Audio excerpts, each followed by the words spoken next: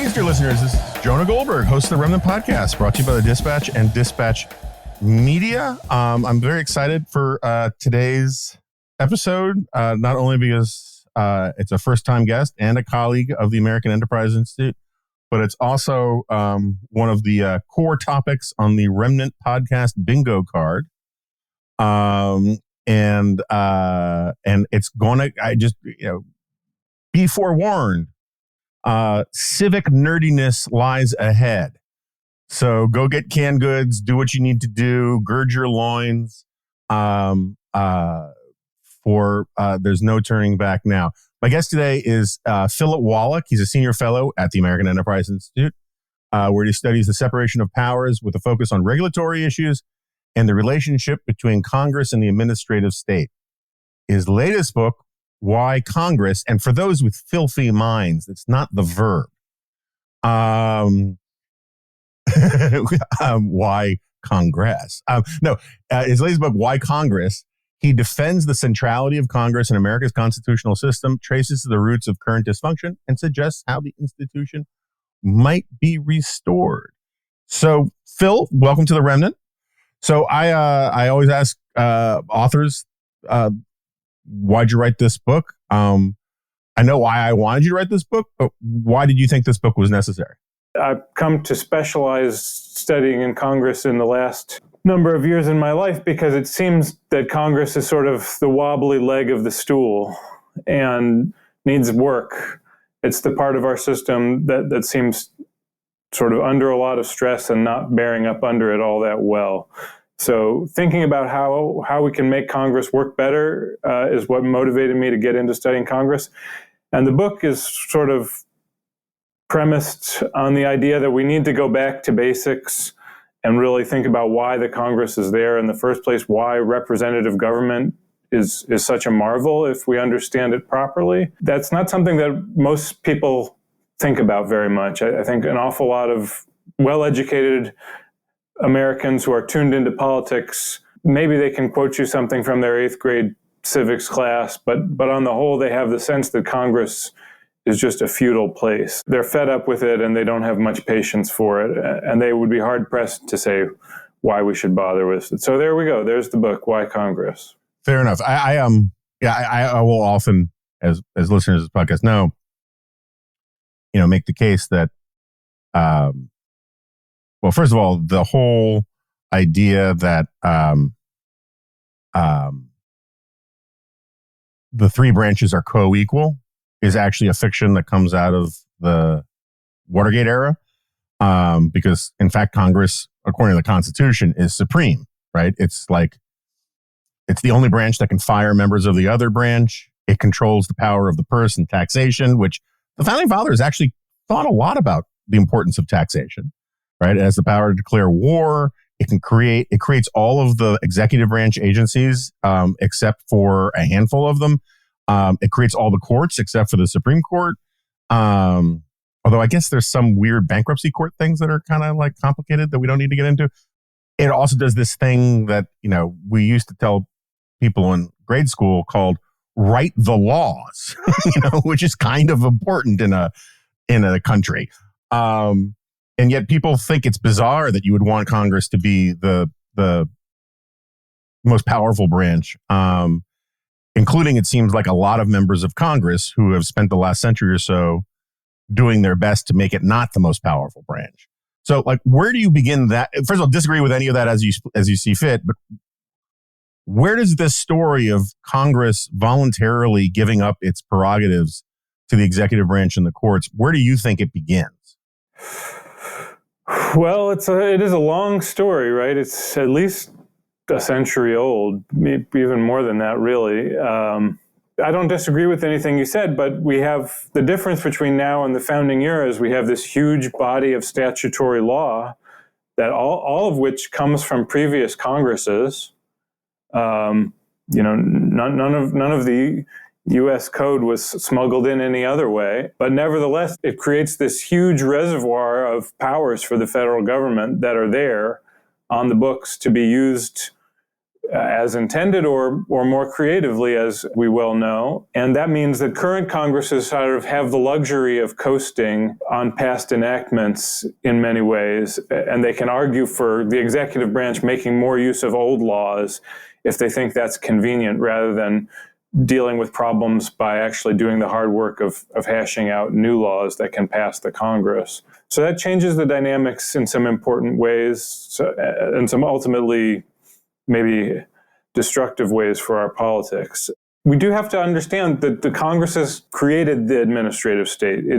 It wasn't fooled into doing so, really. It did so in full knowledge of what it was doing, because it thought that was the most effective or convenient way to deal with a lot of problems that it wanted to deal with. In some ways, because it would take the responsibility away from the lawmakers and put it on the denizens of the executive branch. But I think anytime we try to think about solutions for this dynamic, we have to remember that it was the lawmakers that did it before, and it will be lawmakers who do it more in the future. We sort of have to reckon with that fundamental tendency in our system. Yeah, I mean, to use it like a admittedly bad and flawed analogy, right? It's sort of like some mad scientist creates an AI computer that takes over everything. And then it's fine to point out that a previous mad scientist did it, but now the AI is running everything, and a new generation of scientists need to take that power back from the AI. Similarly, like with the administrative state, I kind of doubt that, it's sort of, what was it? Was it McGovern who had that line where he said, if this bill leads to racial quotas, I'll eat the legislation. And, of course, it led to racial quotas. Like there's a major law of unintended consequences thing going on here. Unless you're telling me that you think that the people who created some of these things all think that, if they were alive today, think that things are working exactly as they plan, which I just have a hard time believing. No, I would say you're right that in the end, these huge reservoirs of power that get created end up being used for purposes that the folks who framed the laws really never had in mind. But they did definitely mean to make meaningful grants of power to the executive branch that would allow the executive branch to do stuff without their further involvement in many cases. So I think they were willing to live with the potential agency problems there. Civil Rights Act transformation is an interesting tale. I do think that the folks who passed it were sincere in thinking that it was not supposed to lead to racial quotas, but it sort of took on a life of its own within a remarkably short span of time. You make the point that there's a difference between democracy and representative government. So what is that difference for the layman? What's the elevator pitch for that? And also, like, what is it that you think Congress is supposed to be doing? What are its core functions that you think it's supposed to be doing that it is no longer doing?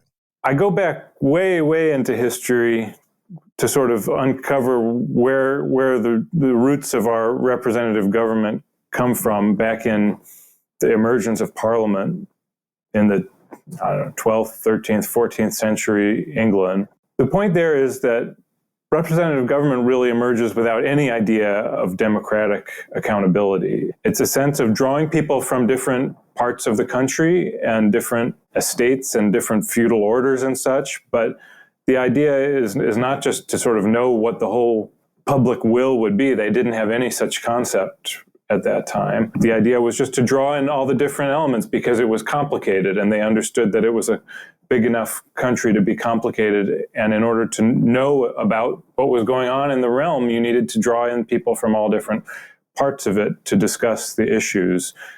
But these were, just to make the point clear, like, you're not talking about representatives necessarily from the lower classes. You're talking about stakeholders, right? Earls, dukes, clergy, that kind of thing. Well, yeah, and pretty early on, you get people who are more or less representing sort of the new money, burghers. 12th century nouveau riche. I hate those guys. You get a sense that that's an important thing to draw all these elements together and put them in debate together as a way of legitimizing the decisions of the king. This is how you sort of get the principle of consent for taxation operating at a nation-state level. None of this depends on a sense that we're exactly channeling the will of 51% of the people. It's closer to a consensual idea where you need to have everyone involved in decisions to get their buy-in such that you get legitimacy. And that's really the key argument of my book, is that if we don't have a sense of trusted representatives from all around our extended republic coming together and working out the issues of the day, then our attempts to deal with those problems don't end up with much legitimacy. If we try to run things all through the administrative state, it has all sorts of sort of fake ways of trying to generate legitimacy, and they don't work that well. They're not really fooling people into thinking that it's a genuinely representative institution, right? The notice and comment rulemaking tries to simulate representativeness in some ways, but it's a very artificial exercise. Genuine representative politics, as embodied in Congress, is real. It's an unpredictable mix, right? You sort of take all these different elements, you mix them up. To go back to your opening jibe about the verb Congress, there's all these nice metaphors about politics as a form of intercourse, which I actually find rather attractive. Politics is a fecund activity. It's supposed to generate solutions that weren't there before by bringing these different elements in contact with each other. If it becomes this sort of stage-managed exercise in name-calling instead, then we don't really get that from it. And that's largely where we are today. Yeah, so like the example I often, or the image I often use, which is sort of inspired somewhat from, I'm sure you remember it, Ben Sass's sort of 7-minute Schoolhouse Rock thing at the beginning of the Kavanaugh hearings, which I do recommend people go listen to, is that Congress is where politics is supposed to happen. It's where diverse groups, diverse interests, with a presumption of a little bit of good faith and a little bit of, optimism about the ability to come to some sort of negotiated compromise that leaves everybody off a little better than some zero-sum thing. And it's supposed to be on display for the entire country to see. That's where politics is happening. And if politics happens there, it doesn't spill out into the rest of the country. Now, I think we have our culture war problems for a lot of reasons, but I think one of the reasons why everything gets so politicized is when Congress doesn't sponge up the requisite amount of politics in our life and let people have those arguments there, those arguments seep out and sort of get into the groundwater and flood areas of life that shouldn't be politicized, because those arguments can't be taken care of where they are. Not the perfect metaphor, but it seems to me that like having Congress actually do its job would take some of the pressure off other institutions that are being politicized as a result of Congress not doing its job. Does that make sense? Yeah, I'm in complete agreement with you. The word politics has come to have such an ugly connotation for so many people that the idea that it should be anywhere in our system comes to seem not so intuitive. When we say that politics should be happening in Congress, for some people that's just a reason not to like it. And that's kind of an unfortunate challenge that Congress has to face. It's like, even if it does the right thing, it's not going to be a popular part of the government because there's an awful lot of people who sort of are uncomfortable with the idea of disagreement at this point. In spite of believing in diversity, they don't actually really want there to be diversity of opinion and the difficult work of having to persuade each other and live with the differences. Historically, I mean, I don't want to go back to Daniel Webster, but like in the 20th century, when was the last time Congress was really playing its role properly, doing things the way it's supposed to do? And or are there any models from fairly recent history about what it would look like to get Congress back on track? Yeah, so the first part of the book tries to show Congress working, because I think a lot of people aren't sure what that would get us or what that's supposed to look like. So I have 2 chapters there. One is about Congress during World War II, which is something most people have never thought about. And the other one is about Congress in the run-up to the Civil Rights Act. So Congress in World War II, the story there is that Congress is the place that figures out how to share burdens. It's the place where we deal with these very thorny issues of mutual suspicion and a sense that things need to be fair, because there were these huge burdens imposed by World War II, the American people were not always so eager to shoulder them. There was a sense of futility from World War I, right? There was a sense that the sacrifices that the country had made during the First World War were just an enormous waste. And so there was a lot of question about, well, there's just the burden of taxation was an enormous increase, the sense of rationing, inflation, all these different kinds of things. And while it's very true that, we should credit the generals with coming up with the strategy that won the war, and when it comes to the home front, Congress really was the one that found our way through a lot of these difficult issues. There was a lot of very strong conflicts between Congress and President Roosevelt, especially after the 1942 midterms, in which conservatives did very well. And Congress overrode FDR's veto a lot of times, including on tax issues. There was this very dramatic moment when the Senate Majority Leader, Alben Barkley, who would later be the vice president, resigned from his job in protest at how he was being treated by Roosevelt. And then he was reelected to his job by his grateful colleagues who said, "Thank you for standing up to the president." But Congress really was the one calling the shots ultimately, and that was very healthy. And Congress was checking a lot of the sort of self-aggrandizing tendencies in the executive branch that would have sort of taken some wartime measures and extrapolated them out into eternity, such as one thing I go into is the idea of a manpower law where you would have basically a draft for civilian work, which was a very popular idea and makes some amount of intuitive sense. After all, if you can be drafted to go die on the front, why shouldn't you be drafted and sent to a factory to help build war material? But Congress resisted that on the idea that we were fighting to save a free country, not to create, a socialized state. And so Congress really did a lot during World War II that's underappreciated. Back then, conservatives liked Congress a lot. They thought of it as sort of the earthy branch, the place that was against the utopian tendencies of the executive branch. And so part of what I hope to do with the book is revive that conservative idea of sort of Congress as potentially the earthy branch, sort of in contact with the people and sort of the grubby realities of life. So, I mean, and this is just I am now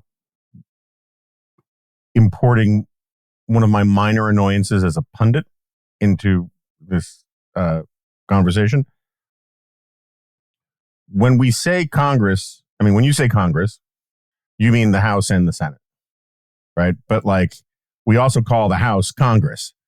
And it is, just as a writer, it is a very frustrating thing because you have to, and there's no, representatives doesn't sound good, and it's a long word, and congressperson is not euphonious, and it's unwieldy. And congresswoman apparently is toxic masculinity. So it's a huge problem. But how much of our problems with Congress are really problems with the House? Or are the problems that bedevil the House different than problems that bedevil the Senate? I think today the problems are somewhat similar, but that's a pretty recent development. The Senate historically has been a place where the individual members protected their own prerogatives more jealously and just have they're much higher opinion of themselves because there are fewer of them. and they feel like very important people. There was a mystique about the Senate for a long time that I think was probably pretty healthy. But I think that the Senate has kind of become pretty house-like in the 21st century. We have this job of Senate Majority Leader, which really is not a job with a very long historical lineage in its current form. But the Senate Majority Leader acts like the Speaker of the House in many ways today. There's a sense that the Majority Leader sets the agenda, and nobody else really has the chance to question them, even though all these things happen in the Senate by unanimous consent. So in fact, any one senator could really grind the chamber to a halt if they were really determined to do so. But there's a sense that they don't want to do that, and so in the end, we live with the leader pretty much calling the shots today. So I think a lot of my book's argumentation is about the losses we have from both the House and the Senate coming to operate in this sort of top-down, leader-dominated model. What do they call it? The four corners? Right. There's this sense that only the leaders are the really important people and the rest of them are just kind of there to pull the lever the way they're told. That's very destructive of this representative ideal that we talked about earlier, where the point is the diversity. The point is to let these different elements have their say and really mix it up. And if they all just sort of get compacted into two camps, we really lose a lot of that complexity, and the whole process loses a lot of its vitality. Right. I mean, because this sort of gets to my point about like sort of as Congress as a sponge or a filter of politics, it needs to be a robust ecosystem, right? It has to be a thick charcoal filter, and you only get that when you empower all the members to represent the interests and the perspectives that they're there to represent. Right. In practice, that means arguing about a whole lot of things, some of which won't lead anywhere or will make things very complicated. And that's why we don't do it, right? It's convenient to suppress lots of arguments because the kinds of things that we might have to say in the course of those arguments might be complicated. And we might find that we agree with the other side more than is politically convenient for the folks who are trying to frame the other side as the SOBs we need to get out of there in the next election. Once we actually engage on substance, things get messy. To me, that's likely to be productive. That's likely to be a good thing. But you can understand the desire to just suppress the messiness, to make everything clean and simple, and to say, oh, well, the party professionals have figured out all the differences themselves and are presenting you this great package, and all you, the voter, has to do is choose which package you want. That's the Wilsonian vision of politics that I say is largely ascendant today, which really takes the politics out of politics to a large extent. Or if there is a vitality to the politics, it's supposed to be all within the parties. And I don't have a sense that that's working particularly well today either. Well, before we get back to that, can you resist the Woodrow Wilson bait? Not today, Satan. On this point about representation, right? That it's supposed to have buy-in from stakeholders and all that. I understand it's never going to be repealed. I can understand that it's probably folly for you to get too deeply invested in the argument about repeal. But do you think the 17th Amendment was a mistake? I think you have to think of it in the context of the rise of democracy as a separate ideal. Because really, democracy had already triumphed as an ideal before we got the 17th Amendment. And so the amendment itself, I think of it was largely superfluous. I find it somewhat appealing to believe that if we had a more robust representative ideal that wasn't always purely democratic in the one man, one vote, public policy should always reflect the opinion polls kind of mental model.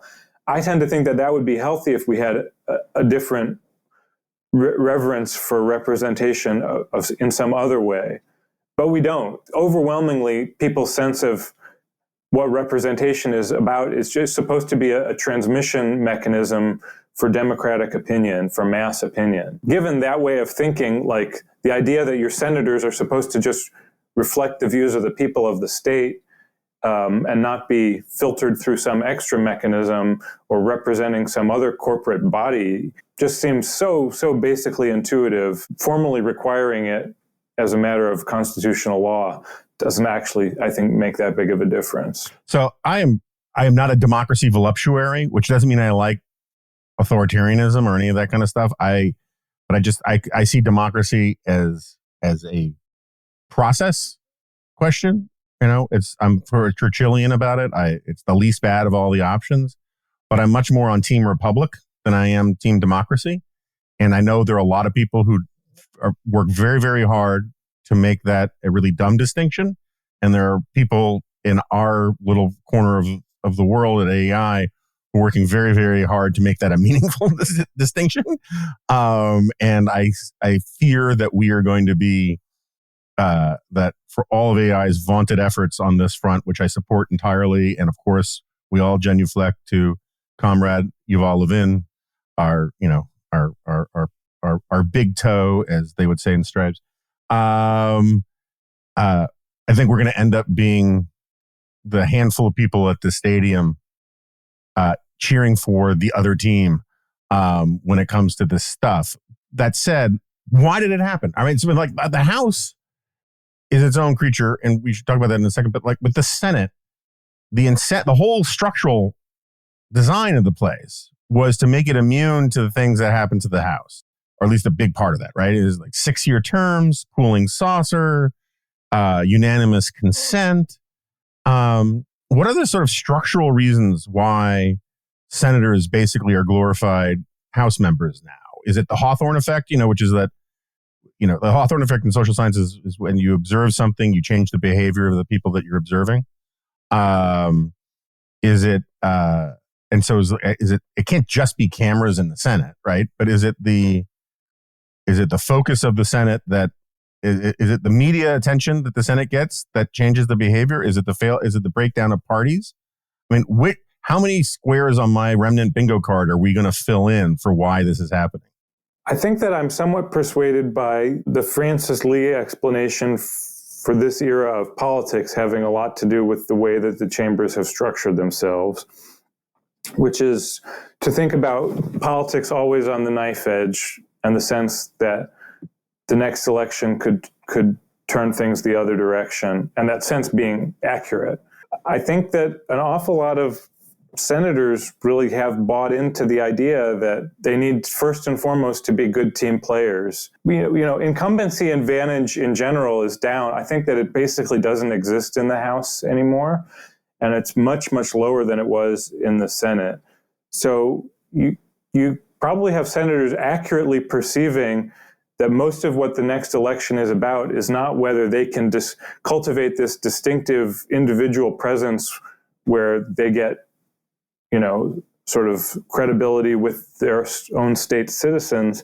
It's mostly just about which party the national electorate wants to vote out at the next election. And of course, their state's voters are going to be the important part of that. But the national trends are so powerful in this current era that it makes some amount of sense for people to just say, okay, well, I need to be a good team player so we can do our best work at the national level, because that's what's going to determine everything. And I think there's a kind of a willingness to subordinate one's own individuality to that pure partisan agenda. And that has a lot to do with why you're willing to sign on to just be a vote caster.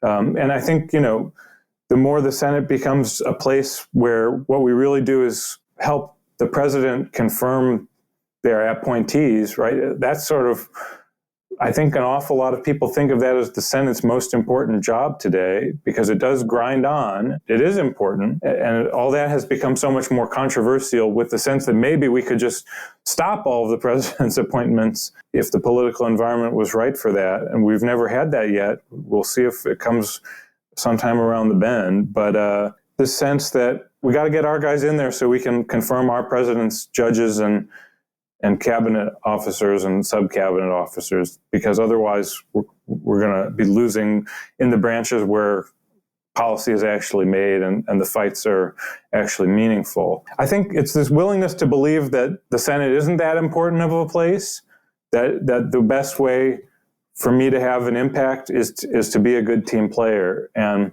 the best way to do that is to go along with Harry Reid or Mitch McConnell or Chuck Schumer. All those leaders are, in fact, highly competent partisan leaders. That is a thing we should appreciate about them. They're good at their jobs if you conceive their jobs as being sharpening partisan conflict and trying to make the other side look bad. In doing so, holding their own team together. I'm just constantly amazed at how well Mitch McConnell holds together the Republicans in the Senate. It seems like a very hard job, but he's very, very good at it. To my mind, like, the fact that they're so good at that is deleterious to the institution's overall health and to our constitutional system's proper functioning. But that's how they conceive of their job. That's how a lot of their colleagues want them to conceive of their job. And that's why it's become such a house-like place in many ways. And I get there's liberal media bias. There's all sorts of reasons for it. But all of the chatter when Nancy Pelosi stepped down as speaker was about how she was the best speaker in, modern memory, belongs on the Mount Rushmore of great speakers and all that kind of stuff. And seen from the perspective that you're describing of managing the dysfunctional, transformed nature of the House, as she was good at doing the job under the new rules. But there was no room to talk about how the new rules, the new status quo about how the House works is really bad, right? And like people say, oh, she was so brilliant about getting legislation passed. She would never bring out anything onto the floor until she knew she had the votes for it. And then it was like, people say, oh, isn't that brilliant? Isn't that wonderful? And my view was, no, that's terrible, right? Because it's supposed to be legislation is supposed to come. I'm a very Hayekian guy, right? It's supposed to come from the bottom up. It's supposed to be a process of discovery. You're supposed to have hearings and regular order and debate and all these kinds of stuff. Instead, it was imposed from above. And I think that part of the problem, that's sort of why I mentioned the Hawthorne effect and the media thing, is like the media has a vested interest. And I mean this on the right and the left. It's not a sort of conventional media bias point. It's not an ideological point. It's very much, people talked about this kind of thing during the Cold War, about how the media loves to boil down big, complicated systems and issues to a handful of players and make it a contest of wills and skill between those players, and everyone else is just sort of an extra or in the background of the movie. And covering one person who runs Congress is much easier than covering all of Congress. And so there's this vested interest in building up the leadership as being truly in charge, because that way your beat is constrained to this one visual, this one personality.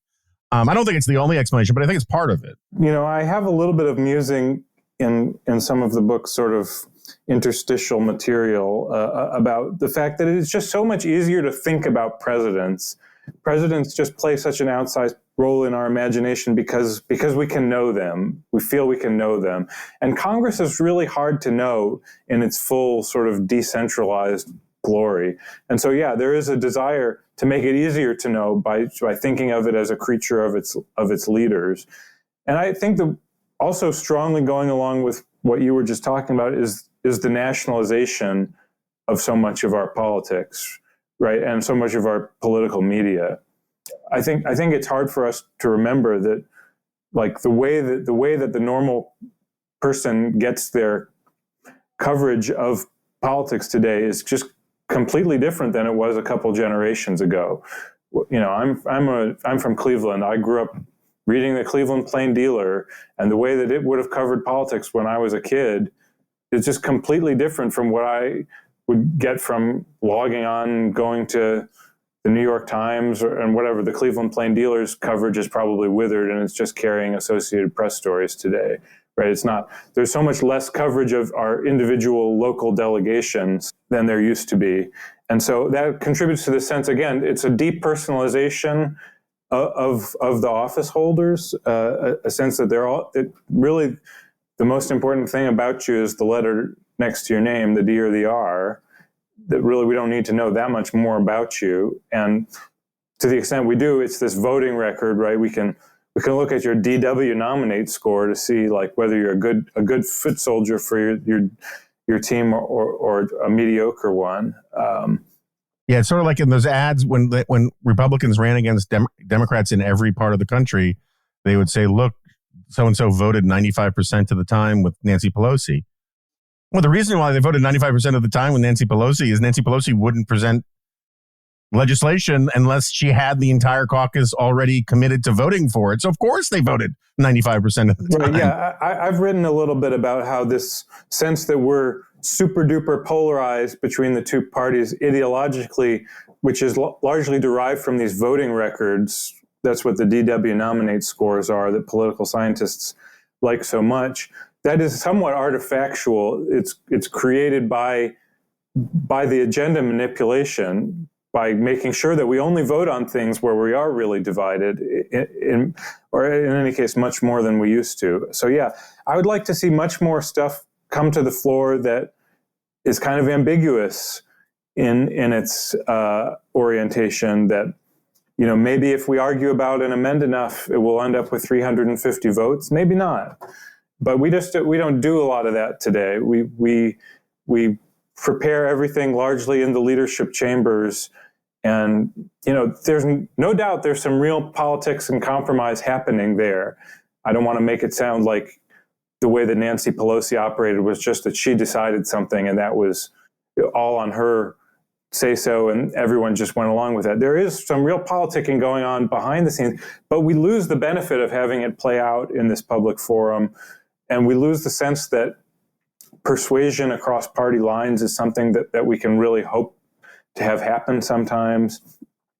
So, yeah, we want the spectacle of politics. It's not always pretty, but we really need it. What the hell do we do about it? Right? I mean, the worst thing about writing books is when you describe problems is then say, okay, so what do you want to do to it? Do to fix it? What are your solutions? And solutions are hard.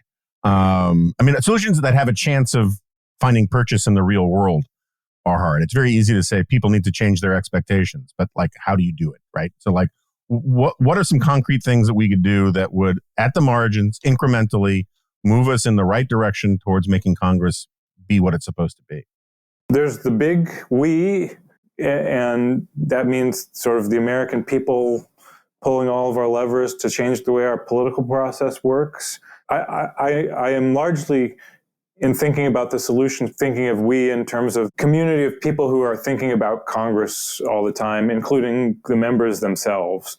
And I think the answers are a little bit different on those two different levels. So we, the big picture, the American people, like, we should be pretty unhappy with the electoral process that produces the kinds of people we get there today. I mean, it's largely congressional primaries are bad.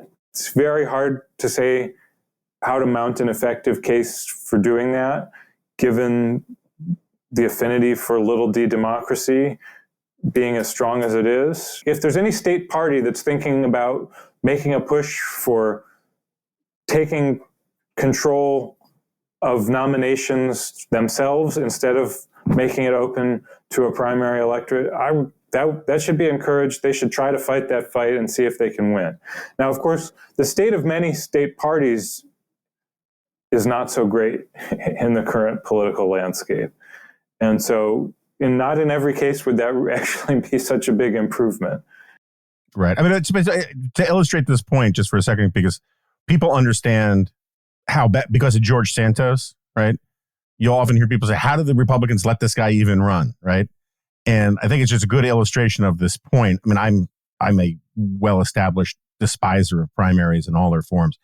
We're one of the only advanced democracies in the world where if you want to run for the highest legislature in the land as a member of a certain party, the party can't stop you. You know, I mean, like in normal countries, if you want to be, you know, to be the delegate to the Bundestag or whatever for the Christian Democrats, you have to get approval from the Christian Democrats to run, to run in whatever the equivalent of their primary is, or to be on a ballot. But in America, if you file your $35 fee or whatever it is, or kill the requisite amount of goats on the altar, you get to run as a Republican or a Democrat, and like the parties have no say about it. And people think, well, that's democracy for you. No, yeah, it is in a sense, but democracy is not a good thing in this sense. The institutions need some stewardship, some power over their own brand if they're going to actually work on their brand. Institutional gatekeeping is a very healthy thing to use and rely on. To the extent we have a little d-democratic or populist impulse that makes us suspicious of those things, I think that's largely to our detriment. And, I'm enthusiastic about things that shake up the candidate winnowing process, ranked choice voting and Final Five and that kind of stuff. I don't think that's a silver bullet. I'm enthusiastic that it maybe helps people select candidates that are less zany in a lot of cases. We have one U.S. representative who only won his first election because of ranked choice voting. That's Jared Golden of the Northern District of Maine. And he's an interesting member, actually. He's one of the more moderate members in the House, more willing to buck his party. So I think that's something we should experiment with. That would be helpful.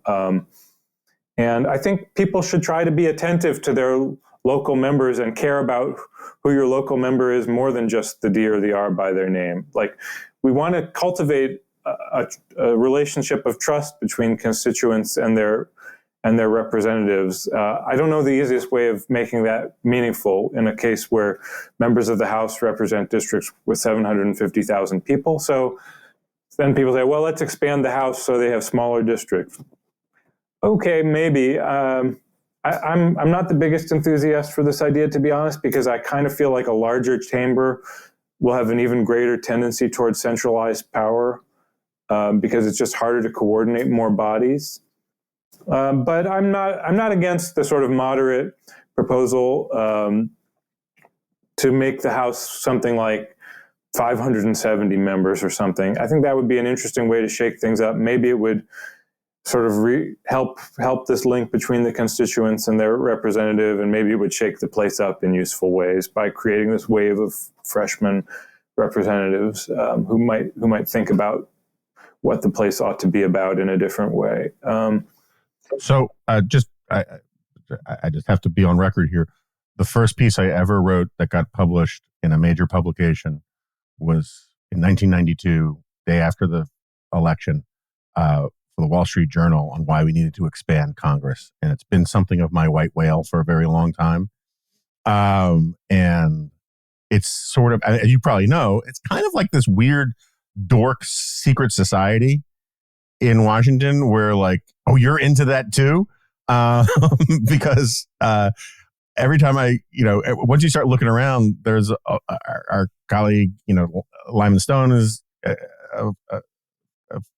enthusiast about this. Sean Trendy is an enthusiast about this. There are a bunch of people around who are deeply sort of darkly, somewhat shamefully sympathetic to this idea. And part of that community is very, very strongly little d democratic. Yeah. And their motivation for doing it is a sense that it would sort of increase the delegate-like properties of representation as opposed to trust, that it sort of forces people to just be more like carrying the message from the district, and that's all there is to their job, and voting the way that their constituents want them to. And so in some sense, because I favor the sort of trustee idea of representation, I'm sometimes wary of some of the people in that world. And I do think James Madison has a very eloquent warning in the Federalist Papers. I want to say it's 57, but I might be off by one or two, where he talks about if you make a legislature big enough, it starts to resemble a mob, and it will be characterized by some of the same dynamics as a mob. And I worry about that. So I have some scenarios for the futures of Congress at the end of my book. And one of them is called rubber stamp. And part of what happens in that scenario is that somebody has the bright idea and expands the House to 1776 members. The point of that is, as a part of the House becoming even more of a peanut gallery than it is today. All right. So first of all, you'll never be forgiven for offering thoughtful and substantive criticisms of my hobby horse. That said, look, I think those are good points. I mean, I legitimately do. And I've become, even though I will never truly let go of this idea, I'm more with you. We should explain to listeners in case some don't know, most do, because they've heard me talk about this stuff before, but I'll go John Podhoretz on people and explain the classic thing in the political science literature about the role of legislators is the trustee model versus the delegate model. And the delegate model is sort of like, giving instructions to your ambassador to Washington, and they just have to do whatever they're told by voters, right? And it's sort of like the Burkean letter, addressed to the elders of Bristol or whatever it's called, where Burke says, no, I am not just here to be your remote control. You sent me to Parliament, in the case of Burke, to use my wisdom, my judgment, my discretion as I see fit to best represent your interests and also the interests of the nation, right? So trustees do what they think is best, and then they're subjected to periodic review called elections, and delegates suspend their own desires and just do essentially what they're told by their constituents. And there's a funny analog to this in my line of work. There are talk radio and cable people who think their job is simply to be a delegate of their audience. And then there are other people who think their job is to actually be willing to disagree with their audience if they think their audience is wrong about something. And I think this gets at the heart of one of the dysfunctional tensions in American political media, cultural life, is this idea of are you just simply a servant of your fan base or whatever you want to, or your constituency? Or are you actually something like a statesman who is supposed to offer? Are you just a transmission mechanism? Right. Which goes very well with this little d-democratic idea, where if we imagine constituents sort of have well-formed views about everything, then all we need to do is transmit them and aggregate them and see what happens and follow the will of the majority, because that's what democracy is all about. In my view, that's a very impoverished model because, in fact, people do not have well-formed views about almost anything. And we ought to, again, this goes back to the congress as a verb thing. Some of the people who would like to see a much larger house, maybe including linemen, would like people to just stay in their districts and vote from home. And it's not so important that they ever go to Washington and get socialized into the ways of Washington and rub up against their colleagues, because what they're supposed to be doing is transmitting their constituents' desires. And so they should just stay home with their constituents to be able to do that. I think that's very destructive. The work of politics really benefits from having these trusted representatives literally encounter each other face to face and work out. There's this whole favor economy and respect culture that is very healthy and productive, that makes politics work and function across the whole range of issues, not just voting the right way on one thing, but actually creating a functional system where we respect each other and try to accommodate each other's values and needs over the long run. To me, you can still have more sort of delegate or trustee tendencies within that sense. I think there is a legitimate tension. This is always, in some ways, the American founders were somewhat more sympathetic to the delegate side than to the Burke trustee side. But they rejected the idea of instructions. That was an active debate in the early years of the Constitution, was whether districts should be able to pass instructions that were binding on the representatives. We decided against that. And also, I agree with you entirely. It's not an either or, it's a both and, right? I mean, and one of the things you expect from a politician is to know where he or she has some running room and some autonomy and agency to figure out how to come down. And then there's some other things that are probably just drop dead issues for their delegate. And it's not because it's some philosophical rule that they're following. It's like they know their voters. right? And so like if you're from a heavily agrarian state that does soybeans, you're not going to come out with, and you want to get reelected, you can do a lot of things about Section 230 or, capital gains taxes or whatever. And your district is probably going to say, yeah, whatever you think is best. But you screw with the soybeans, you're going to hear from them, right? And so it's, the delegate stuff is considered the sort of the third rail stuff for a politician, and the trustee stuff is where they have discretion, and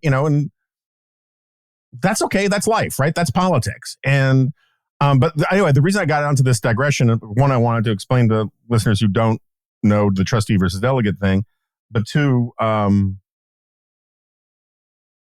I get your points, and I think they are well taken about the sort of emphasis on the democracy, uber alles stuff when it comes to expanding Congress.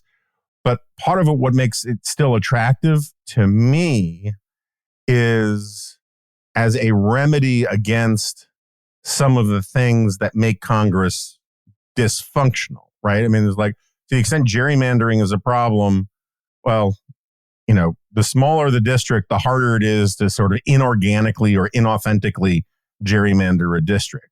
When you have districts that are larger than, I think, 7 of the 13 colonies in terms of population, a lot of our House members are simply representing populations that the founders intended simply for senators, and I think that there is if you lower the value in a certain way of a House seat, so that people, it's sort of like the largest legislature, I think, in the world. It's either Greenland or New Hampshire, but I'm thinking of New Hampshire, right? It's massive. It's like 600 people as a ratio to population. It's just enormous. And one of the nice things about that is like you're going to get a lot more people for whom being a representative isn't their entire career path, isn't their entire life's goal. And they're going to be willing to sort of say some things are just not worth, party loyalty is going to ask too much of me on this. And I think that sort of spirit is much needed.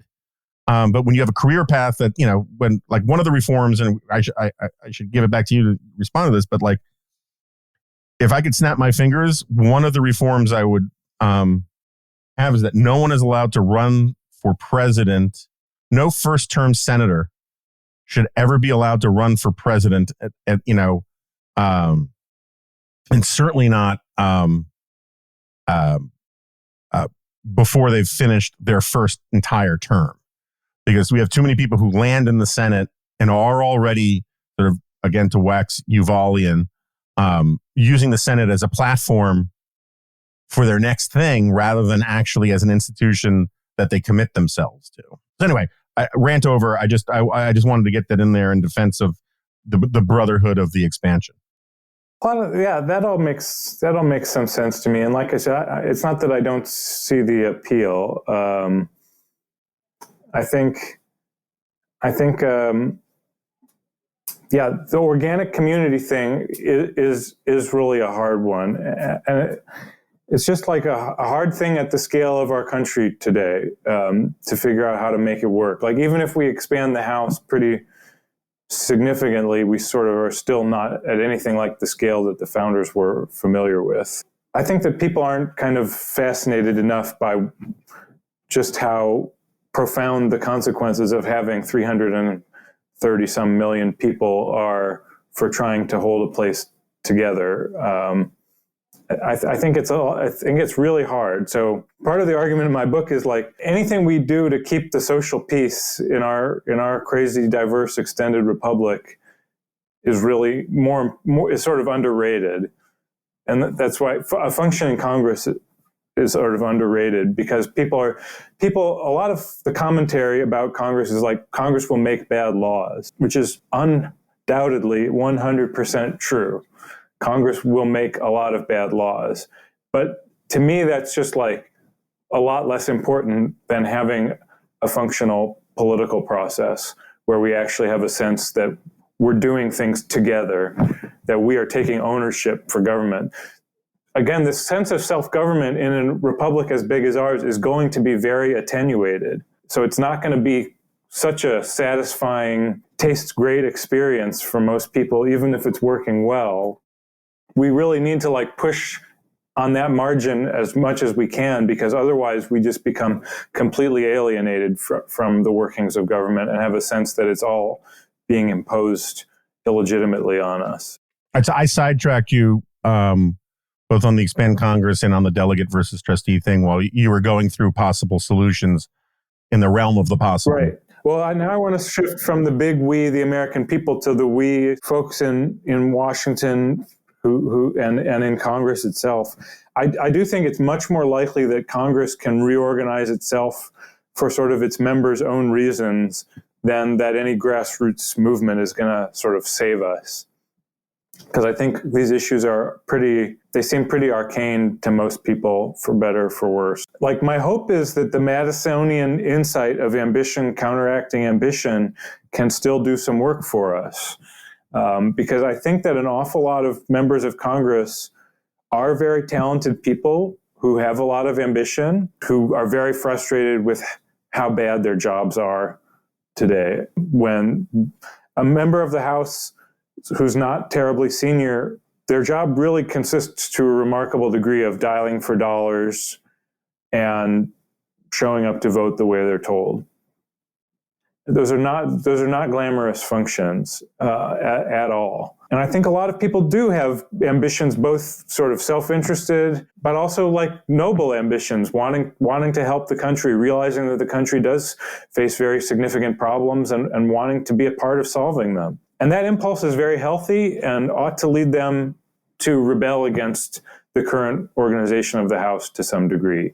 And we already have seen that on the Republican side this year. I think some of what was contested in the speakership fight were actually some questions that resonated with me very deeply. Some of the dissidents against McCarthy were explicitly demanding a more decentralized House, a place where there was more chance for debate on the floor. So I liked a lot of their demands quite a bit.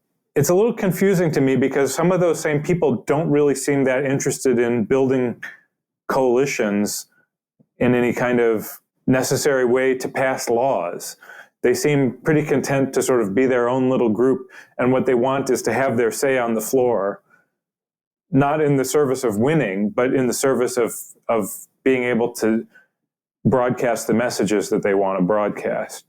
So I think we need the factions who are sort of feeling frustrated about not being able to do broad coalitional formation across party lines to assert themselves more today. We need the moderates to be a better organized force in Congress and to realize that they actually are the pivotal ones who ought to control the flow of what gets through the chamber. The median voter theorem is always out there, waiting to reassert itself in some way. Anything that we can get 300 votes on in Congress ought to pass. It doesn't matter what the people on the left and right think of it. If they may want us hair on fire screaming about how terrible it is, but if there are 300 members in the House that want to pass it, it ought to be able to move. But that has not been the principle at all of the House in recent years. We don't do the discovery to figure out whether there are these bills that have 300 votes. And think of an issue like immigration. There really ought to be a border security plus Dreamers bill that gets 300 votes. And it would make some people very, very angry on both sides. But it ought to exist. We ought to be searching for it because it's very important problems. But we've pretty much given up. We're managing immigration through this bizarre COVID era, weird executive rule because we've just given up on the idea that passing a law in Congress is something we might do. I agree with you in principle, in the abstract. Congress, you should expect politicians to do things that are popular, right? I mean, that's just sort of what politicians are for. And we've had, I don't know who the first politician was, to talk about 70-30 issues, but I mean, as long as I've been around, there's been somebody talking about the importance of 70-30 issues where you want to be on the side of the 70 on any specific issue. And in my days as a conservative firebrand, I sometimes made arguments for the 30 issue or actually the 3 issue, but whatever. What is your theory of the case? I mean, like I think we both agree parties are weak, right? I think we both agree that there are the tools lying around in Congress for factions to emerge. I mean, people have been talking about how we're going to entering in the new era of factions. The GOP is becoming less of an ideological party and more of a coalitional party. All these kinds of things. And yet these factions don't emerge. I mean, is it the power of activist groups? Is it the power of primaries that says if you veer from this 10% position that the activists all care about, we're going to replace you? Why? What is holding back all the closet normals from coming out of the closet and forming a powerful bloc? The power of the activists seems very important. The sort of losing of the normals out of the local and state parties seems like a very important dynamic. Those things both seem very, very important and very hard to reverse. The hope of my book, really, why I genuinely hope my book could do some good, is that I do think part of the problem is just like a failure to understand the potential of a legislature, even amongst our legislators. I really think that this Wilsonian idea that we're never going to unpack for your poor deprived listeners, this idea of sort of grand decisional politics where everything gets decided by elections is a very, very dominant and powerful idea in our political culture today. And it has been fully embraced by the right? And that's not something that started with Donald Trump.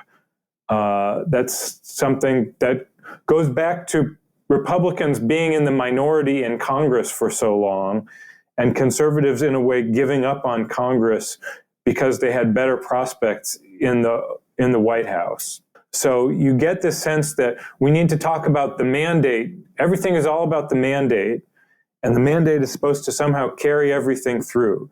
It doesn't actually work that well, but we have these moments when sometimes it works. That's how we got Obamacare and Tax Cuts Act of 2017. Sometimes we get some things that carry through on this sort of mandate idea. It's a very impoverished view of politics, and it doesn't really leave much role for an active, thriving legislature. So part of the book is just a plea to the legislators to take themselves more seriously. You can be the source of more interesting generative politics, less zero-sum politics. That's what you're there to do. You're there to make these interesting factional coalitions. And to the extent you just allow yourself to be reduced to a loyal foot soldier, you've actually given up on something at the core of what our Republican government is supposed to be about. So I think people really need that reminder, because it's something that's receded from our politics. Congress as an idea does not have really that many champions today. To the extent that people are championing it, they tend to be people who imagine that it's the vessel for populist mandates, which to me is understandable and actually desirable to some extent. I don't know, maybe Josh Hawley and Elizabeth Warren ought to be getting together and doing the bad things they want to do together, or the good things they want to do together. I don't know. I find a lot of what they might do together kind of scary, but that's an interesting latent populist thing that our politics could produce potentially. We ought to be sort of, from my perspective, we ought to be probing those possibilities, even if I'm not always so eager to see what comes out at the other end. I think too often we settle for this politics that's just so boring. The central Democrats and Republicans revile each other, and they both have their good reasons. It's very alienating to an awful lot of Americans who just, there's an increasing number of registered independents for a reason, because this doesn't seem healthy. And a lot of people recognize that. At the same time, you know, they don't have a good sense of what we ought to be having instead. So hopefully my book is meant to give a little bit of a flavor that in our history we have had very different models of the way Congress can provide that political meat on the bones, and why we might hope for it again. And with that, Phil Wallach, thank you so much for coming on The Remnant. Thanks, Jonah, for having me. Okay, Philip Wallach has left the studio, and I want to thank him for coming on. Longtime listeners probably have used a lot of ink on the bingo cards, and I make no apologies for that. I really do highly recommend Philip's work, especially this book, Why Congress.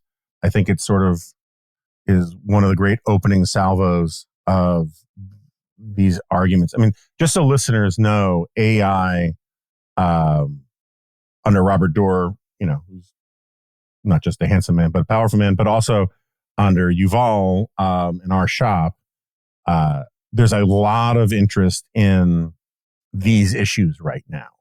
AI, unlike some other think tanks these days, is not besotted and ensorcelled with populism.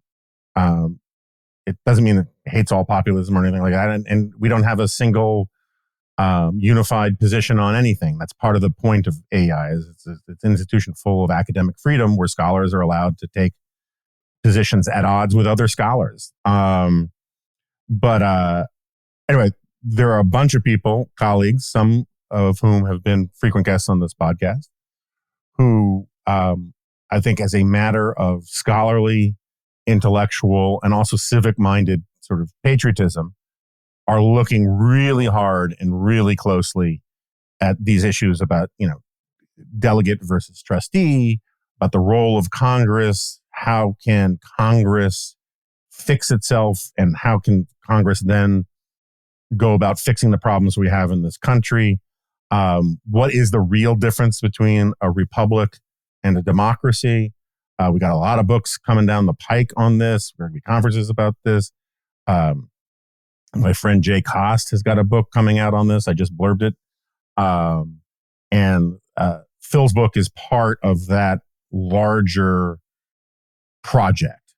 And I think it's a really important project. I think it's one of the things that makes think tanks, properly functioning think tanks, an important part of